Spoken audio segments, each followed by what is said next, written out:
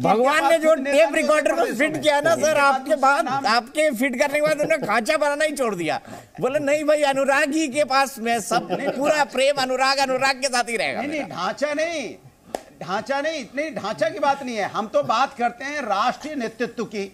हमने बताया आपको कि जहां पे देखो विभिन्न, आपने देखा नहीं, लोकतंत्र इतना बड़ा देश है। अब इतने बड़े देश में आपके पास एक ही नेता है, दूसरा नेता नाम नहीं ले पाते, ये तो आप कैसे समझ पाएंगे? सोचिए, अगर हमको बंगाल को समझना होगा तो हमारे पास बंगाल से ममता जी आती है ना। अगर हमें तमिलनाडु को समझना होगा तो तमिलनाडु से नेता आ रहे हैं ना। अगर हमें उत्तर प्रदेश को समझना होगा तो अखिलेश यादव जी है ना। अगर हमें कर्नाटका को समझना होगा तो वहां से नेता है ना। इनसे पूछिए, इनको समझना कहां से है, किधर से समझना चाहते हैं? एक नेता कितनी जगह से समझ सकता है? इसीलिए कह रहे हैं इनके पास नेता नहीं है, नेतृत्व नहीं है। एक नेता के अलावा दूसरा नेता नहीं। चूंकि हमारा देश है, वृद्ध देश है, ये संस्कृति संस्कारों से भरा हुआ देश है। यहां पे आप देखिए विभिन्न भाषाओं से, कन्याकुमारी से लेकर कश्मीर तक का देश है। यहां कश्मीर से भी ये नेता हमारे पास है, सोचिए। लेकिन इनके पास क्या है? दो मुद्दे। अभी बोलेंगे परिवारवाद, फिर इनसे पूछेंगे कि भाई परिवारवाद के साथ तो आप चौटाला जी की सरकार बना।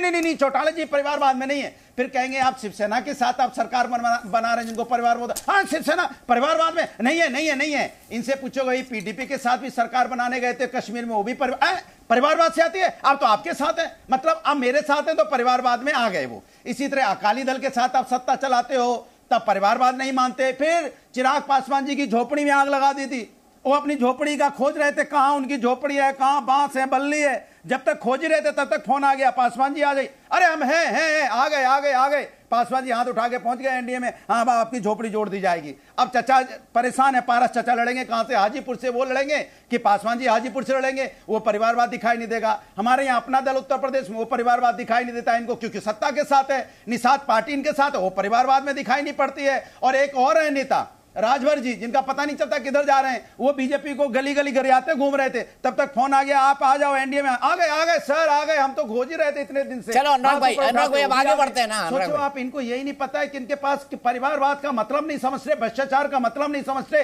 ये भ्रष्टाचार जिनको आरोप लगाते थे, भ्रष्टाचार का आरोप जिनके ऊपर लगाते थे, उनको लाके मंत्री बना दिया। ये कैसे लोग हैं भैया? हरियाणा में इनकी सरकार, वहां दंगे हो जाते हैं, उसमें ये बोलने को तैयार नहीं, तो खोजते हैं किसकी गलती है। अरे सरकार की गलती है, सरकार वहां पे, विपक्ष की गलती कैसे हो सकती है? जब प्रशासन आपका है तो आप अपनी जिम्मेदारी लीजिए।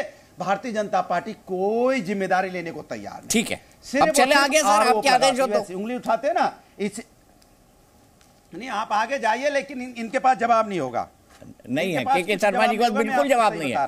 के शर्मा जी क्या कहेंगे अनुराग भदौरिया जी की लाइन और लेंथ आक्रामक है आज?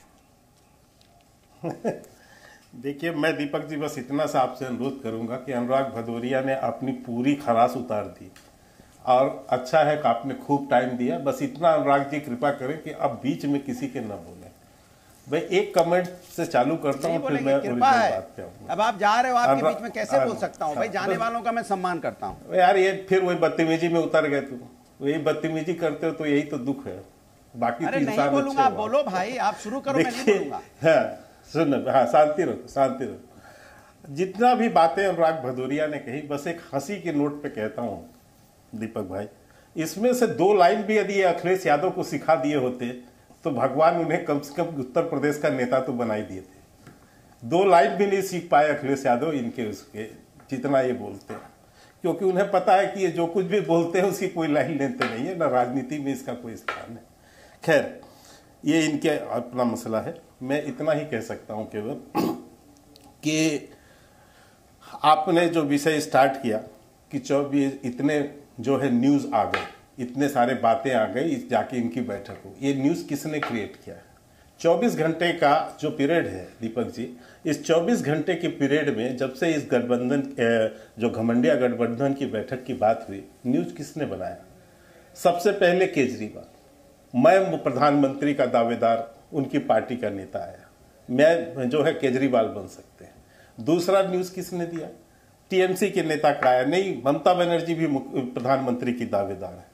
सपा से जो है इनके ही प्रवक्ता, इनकी सहयोगी, उन्होंने भी दावा ठोका कि मैं जो है अखिलेश यादव बन सकते हैं। तो ये आपने केवल यही नहीं, आप सपा का देख लीजिए, केजरीवाल का देख लीजिए, आप शिवसेना के उद्धव गुट का देख लीजिए, कांग्रेस का देख लीजिए, सब तरफ से, इधर नीतीश कुमार का देख लीजिए, वहां पुस्तक। तो ये सारा न्यूज किसने गिराया? ये सारा न्यूज तो यही लोग दे रहे हैं ना देश की जनता को, और अपने ही जो है गठबंधन की सबसे ज्यादा हंसी उड़वा रहे हैं कि एक अनार 100 बीमार की कहानी जो है गठबंधन, घमंडिया गठबंधन में देखने को मिली। हर पार्टी एक दूसरी पार्टी को अपनी हैसियत दिखा रहा है कि तुम कहीं के कुछ नहीं हो, मैं हूं, तुम कहीं के कुछ नहीं हो, मैं हूं। तो इनके न्यूज देने का काम इनका है।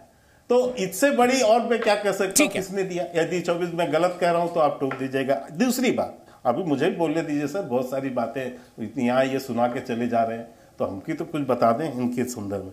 मैं केवल इतना पूछना चाहता हूं, ये जो घमंडिया गठबंधन के 3 बैठक हुए, एक जरा इनसे अखिलेश जी से इनसे पूछिएगा कि इस तीनों बैठक में अभी तक क्या हुआ है।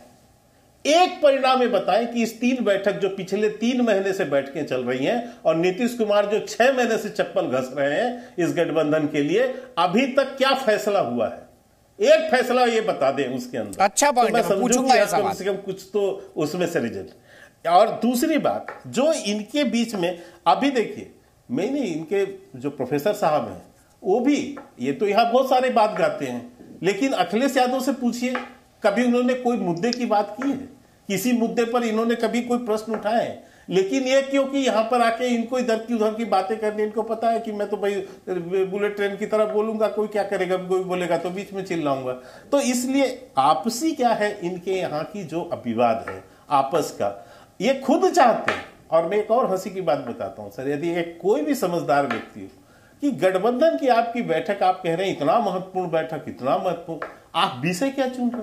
ठीक है, आप एक पेपर रिलीज के माध्यम से, एक पेपर के माध्यम से आज प्रेस कॉन्फ्रेंस करने लग गए। तो आप अपने ही पैरों में कुल्हाड़ी मारते हैं, आप अपने ही सब कुछ करते हैं और दोष देने लगते हैं भारतीय जनता पार्टी को, दोष देते हैं आप सरकार को। अरे भाई, आपस में समझौता करो, आपस में बात करो। अपना वो घमंडिया गठबंधन में जो सारे भ्रष्टाचारी जो बैठे हैं, जिनका डीएनए ही भ्रष्टाचार का है, उसकी बात करो ना। अब ये IANDI क्या क्या गिना रहे थे।